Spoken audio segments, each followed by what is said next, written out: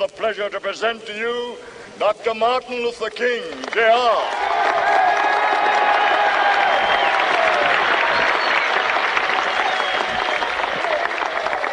I am happy to join with you today in what will go down in history as the greatest demonstration for freedom in the history of our nation.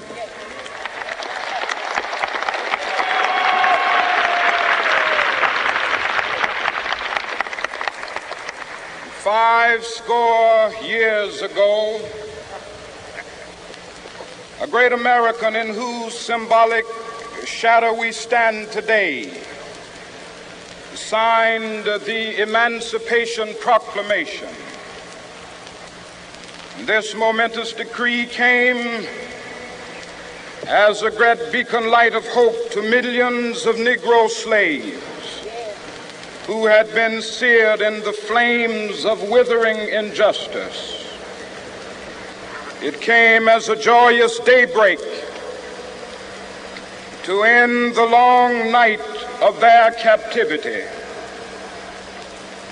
But 100 years later, the Negro still is not free. 100 years later, the life of the Negro is still sadly crippled by the manacles of segregation and the chains of discrimination. 100 years later, the Negro lives on a lonely island of poverty. I have a dream that one day this nation will rise up and live out the true meaning of its creed. We hold these truths to be self-evident, that all men are created equal.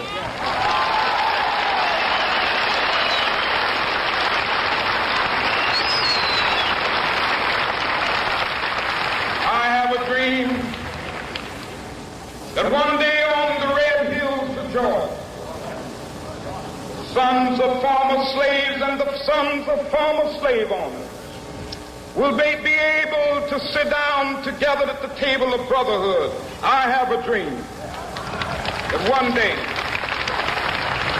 even the state of Mississippi, a state sweltering with the heat of injustice, sweltering with the heat of oppression, will be transformed into an oasis of freedom and justice. I have a dream. My four little children will one day live in a nation where they will not be judged by the color of their skin, but by the content of their character. I have a dream today.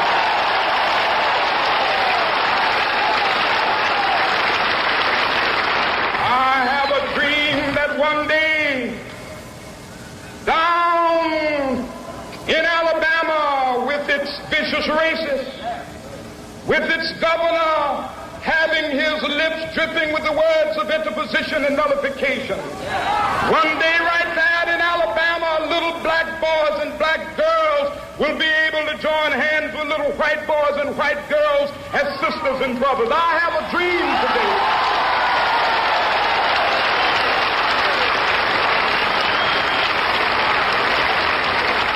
I have a dream that one day every valley shall be exalted, and every hill and mountain shall be made low. The rough places will be made plain, and the crooked places will be made straight, and the glory of the Lord shall be revealed, and all flesh shall see it together.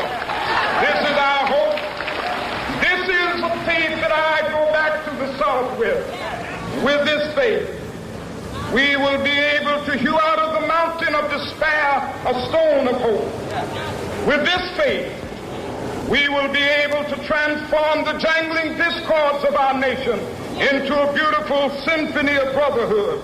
With this faith, we will be able to work together, to pray together, to struggle together, to go to jail together, to stand up for freedom together, knowing that we will be free one day.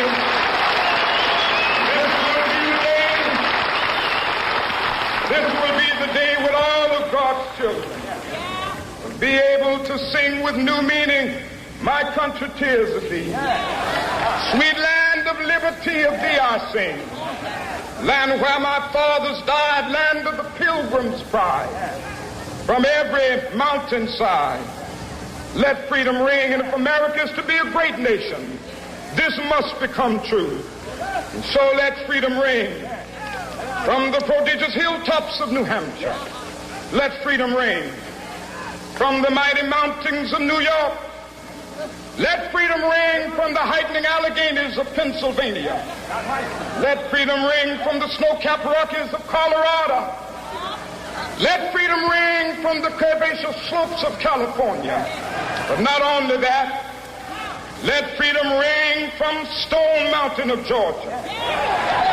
Let freedom ring from Lookout Mountain of Tennessee. Let freedom ring from every hill and molehill of Mississippi, from every mountainside. Let freedom ring, and when it happens, when we allow freedom ring, when we let it ring from every village and every hamlet, from every state and every city, we will be able to speed up that day when all of God's children, black men and white men, Jews and Gentiles, Protestants and Catholics, will be able to join hands and sing in the words of the old Negro spiritual, free at last, thank God.